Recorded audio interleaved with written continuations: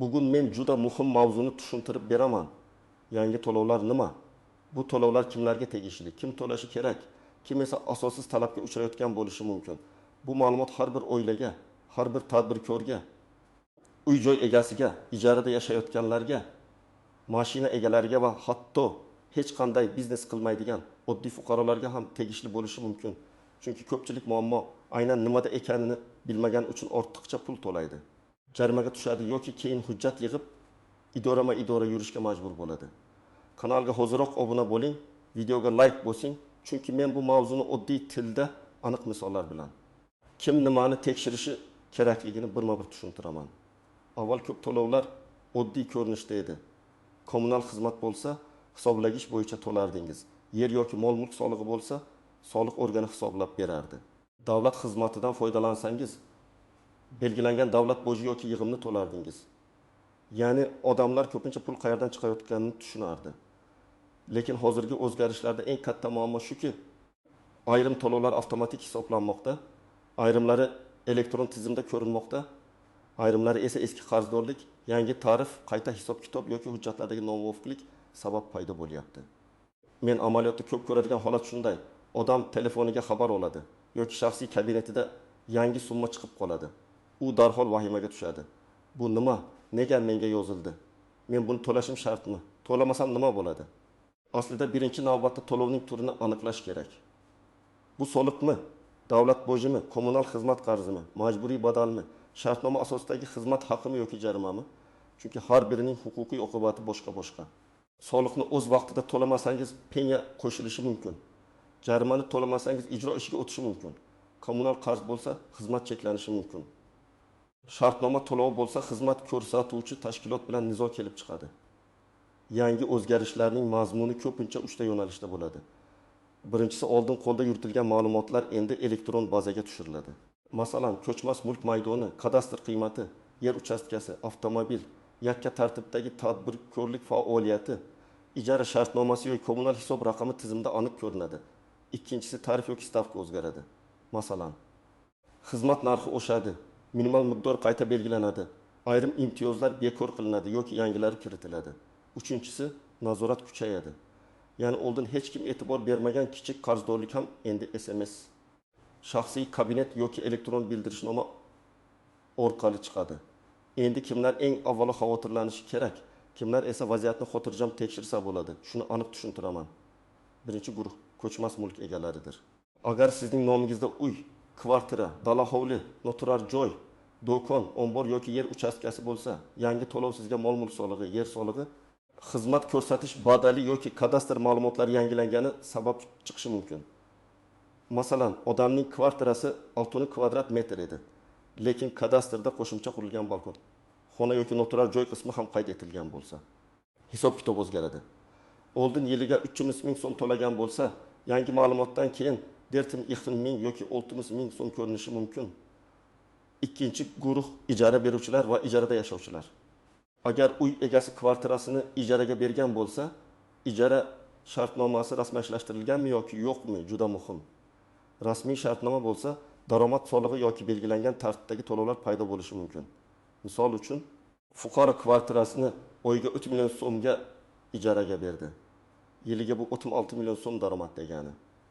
Agar qonunchilikda bunday daromad deklaratsiya qilinishi yoki ma'lum tartibda soliq to'lanishi belgilangan bo'lsa, men oddiy uy egasiman, biznes qilmayapman deyish har doim ham yetarli bo'lmaydi.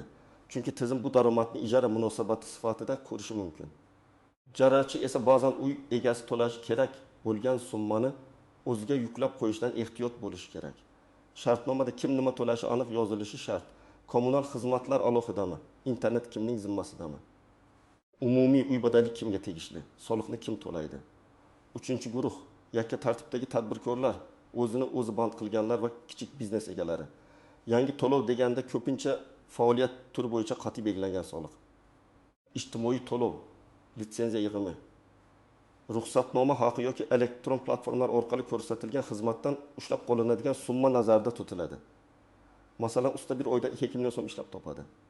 Lekin faoliyati rasmiy ro'yxatdan o'tmagan. Keyin mijozlar bilan pul o'tkazmalari ko'payadi. Bank aylanmalari ko'rinadi. Platforma orqali buyurtmalar rasmiylashadi. Natijada bu daromad qayerdan degan savol paydo bo'lishi mumkin. Yangi to'lov aynan shunday holatda qonuniy faoliyat yuritish uchun kerak bo'lgan majburiyat sifatida chiqadi. 4-guruh avtomobil egalari. Mashina bilan bog'liq to'lovlar ham ko'pchilikni chalg'itadi. Bu texnik ko'rik, sug'urta, jarima, yo'l harakati qoidasi buzilishi, avtoturargoh, ekologik to'lov yoki davlat xizmatiga oid yig'im bo'lishi mumkin. Masalan, fuqaro mashinasini sotgan, lekin hujjatda mulk o'z vaqtida boshqa odam nomiga o'tkazilmagan.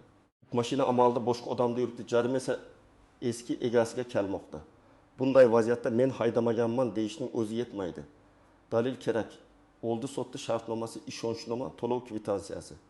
Topshirish qabul qilish dalolatnomasi yoki notarial hujjat. Yangi to'lov chiqsa, avvalo mashina kimning nomida, qaysi sanada, qaysi majburiyat paydo bo'lganini tekshirish kerak. 5-guruh kommunal xizmatlardan foydalanuvchilar. Bu eng ommaviy muammo. Elektr, gaz, suv, issiqlik chiqindi, ko'p qavatli uyga xizmat ko'rsatish badali kabi to'lovlar oddiy ko'rinsa ham aynan shu yerda eng ko'p xatolik uchraydi. Masalan, hisoblagich ko'rsatkichi o'z vaqtida kiritilmagan bo'lsa, tizim o'rtacha sarf bo'yicha hisoblab qo'yadi. Siz aslida oyiga 1,5 kilovat elektr ishlatgansiz, lekin tizim 2,7 kilovat deb hisoblagan bo'lishi mumkin. Yoki suv hisoblagichi plombasi muddati o'tgan bo'lsa, me'yor bo'yicha hisoblash boshlanishi mumkin. Bir oilada 4 kishi ro'yxatda turgan, amalda 2 kishi yashaydi. Lekin chiqindi yoki suv me'yorida 4 kishilik summa chiqayotgan bo'lishi mumkin. Shuning uchun yangi summa ko'rinsa, uni darhol to'lab yuborishdan oldin ko'rsatkich, tarif, hisob davri va abonent ma'lumotlarini tekshirish kerak. Kimlar kamroq xavotir olsa bo'ladi. Agar sizning nomingizda mulk bo'lmasa, faol tadbirkorlik qilmasangiz, ijara daromadingiz bo'lmasa, kommunal hisoblaringiz muntazam to'langan bo'lsa va barcha hujjatlar sizning amaldagi holatingizga mos bo'lsa, yangi to'lov ehtimoli pastroq. Lekin menga tegishli emas deb butunlay e'tiborsiz qoldirish ham noto'g'ri. Chunki ba'zan xatolik bilan boshqa odamning qarzi sizning shaxsiy hisobingizga birikib qoladi. Eski manzil bo'yicha qarzdorlik chiqadi yoki kadastr ma'lumotida ism, familiya o'xshashligi sabab chalkashlik bo'ladi. Real misol keltiraman. Bir fuqaro 2019-yilda eski uyini sotgan, lekin kommunal hisob raqamlarining ayrimlari yangi egaga o'tkazilmagan. 2024-yilda uning nomiga gaz qarzi chiqadi. U hayron. Men u yerda 5 yildan beri yashamayman. Lekin xizmat ko'rsatuvchi tashkilot bazasida abonent halam uning nomida. Bunday vaziyatda muammo pul miqdorida emas, hujjatda. Fuqaro uy sotilganini tasdiqlovchi shartnoma, yangi egaga o'tgan kadastr hujjati va hisob raqamini qayta rasmiylashtirish bo'yicha ariza bilan murojaat qilishi kerak. Agar shuni qilmasa, qarz keyin ham kelaveradi. Yana bir misol. Ayol kishi o'zini o'zi band qilgan sifatida ro'yxatdan o'tgan, uyda shirinlik pishirib sotadi.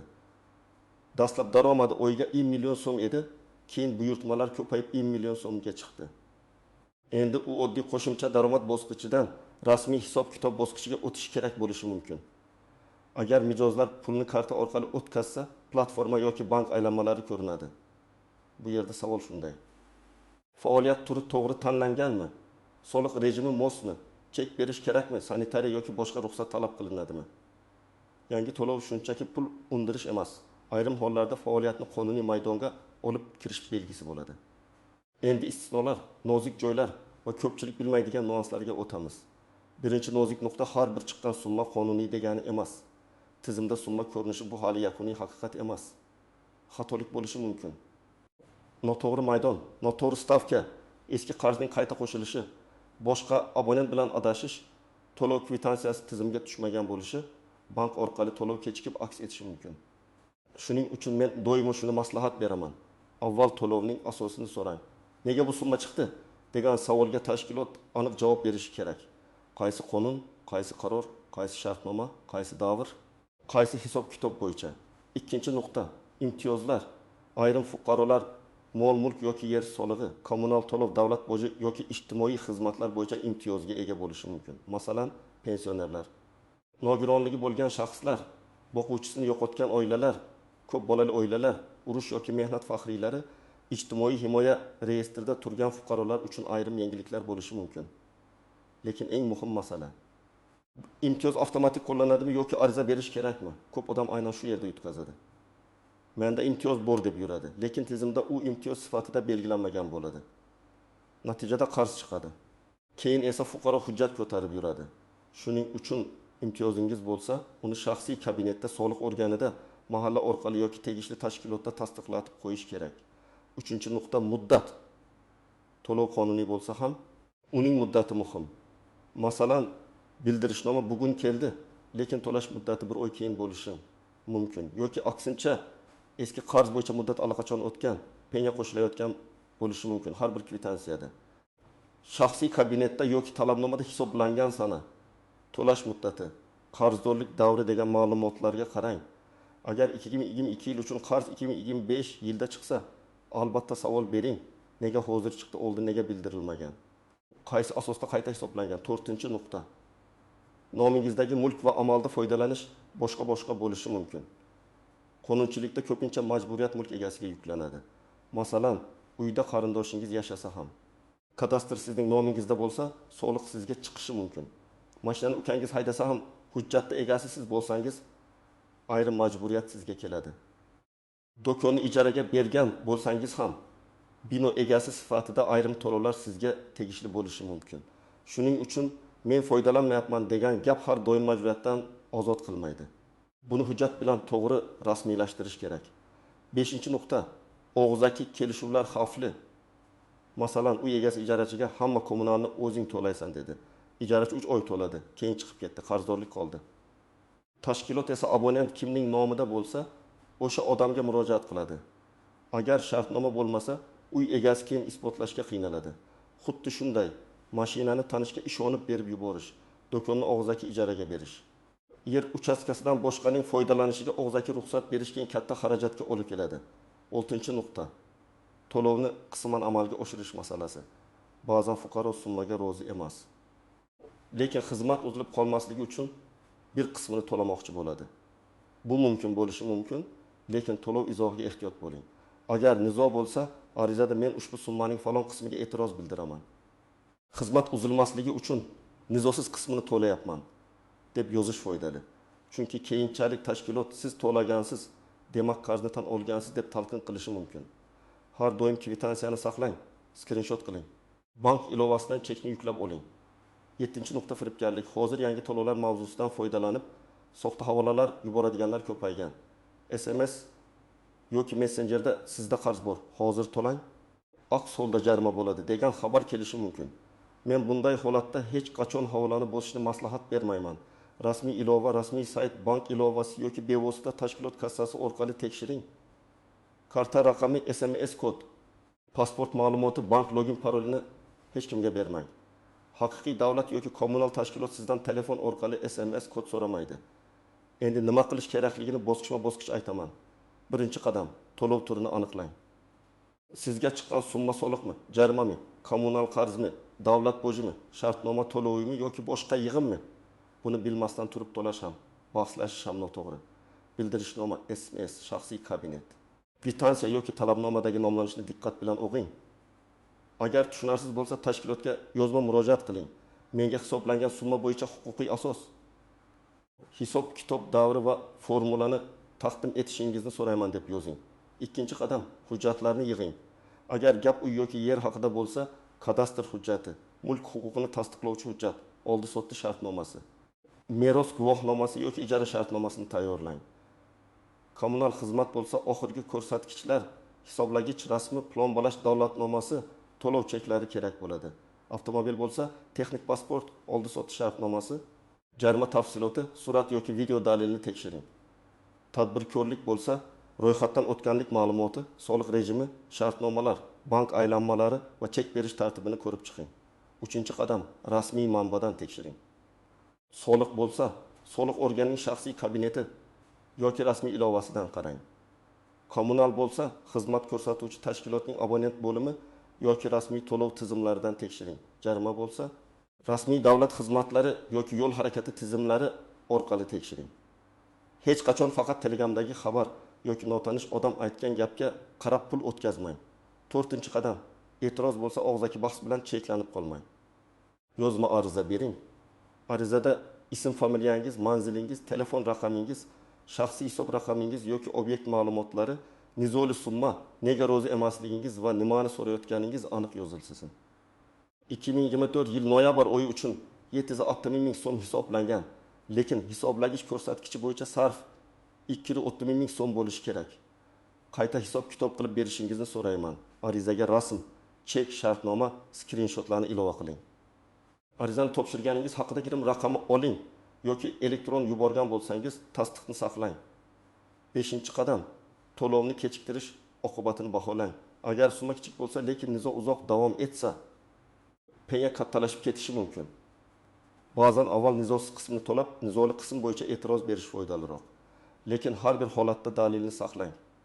Men to'ladim, keyin qaytarib olaman degan qaror ham oson emas.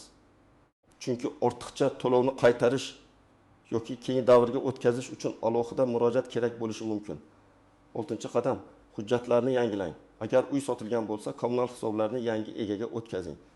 Ijara bo'lsa, shartnoma qiling. Hisoblagich muddati o'tgan bo'lsa, tekshirtiring yoki almashtiring. Oilaviy holat, ro'yxatda turuvchilar soni, imtiyoz maqomi o'zgargan bo'lsa, tegishli tashkilotga ma'lumot bering. Ko'pchilik yangi to'lovni kutilmagan xarajat deb o'ylaydi. Aslida esa u eski hujjat yangilanmagani sabab kelib chiqqan bo'ladi. 7-qadam, mutaxassisga murojaat qilishdan tortinmang. Agar summa katta bo'lsa, masalan 5 million, 10 million yoki undan ko'p bo'lsa, yoki ijro ishi ochilgan bo'lsa, oddiy telefon qo'ng'irog'i bilan masala bitmasligi mumkin. Bunday holatda yurist, soliq maslahatchisi, buxgalter yoki tegishli soha mutaxassisi bilan maslahat qiling. Chunki noto'g'ri yozilgan bitta ariza, o'tkazib yuborilgan bitta muddat keyinchalik katta zarar keltirishi mumkin. Men yana bir narsani alohida ta'kidlayman. To'lovdan qochish bilan qonuniy e'tiroz bildirish boshqa narsa. Agar to'lov qonuniy bo'lsa, uni baribir to'lash kerak bo'ladi. Lekin agar hisob xato bo'lsa, siz ortiqcha pul to'lashingiz shart emas. Fuqaro sifatida siz hisob-kitobni ko'rishga, asosni so'rashga, qayta hisoblashni talab qilishga, imtiyozingizni qo'llatishga va noto'g'ri qarorga e'tiroz bildirishga haqlisiz. Eng kuchli pozitsiya bu hissiyot emas, hujjat va aniq raqamlar. Demak, yangi to'lovlar deganda hamma uchun bir xil bitta narsa tushunilmaydi. Bu soliq, kommunal qarz, davlat boji, jarima, badal, litsenziya yig'imi yoki shartnoma asosidagi xizmat haqi bo'lishi mumkin. Eng muhimi, siz to'lovning nomini, asosini, davrini, hisob-kitobini va kimga tegishli ekanini aniqlashingiz kerak. Uy, mashina, yer, ijara, biznes, kommunal xizmat va imtiyozlar bo'yicha hujjatlaringizni tartibga keltirsangiz, kutilmagan qarzdorlik va ortiqcha xarajatlarning oldini olasiz. Agar sizga ham yangi to'lov chiqqan bo'lsa, izohlarda yozing. Qaysi to'lov, qancha summa, qaysi tashkilotdan kelgan. Men keyingi videolarda eng ko'p uchrayotgan holatlarni alohida tahlil qilib beraman. Videoga like bosing, kanalga obuna bo'ling va yaqinlaringizga yuboring. Chunki bu ma'lumotni bilmagan odam ortiqcha pul to'lashi yoki keraksiz muammoga duch kelishi mumkin.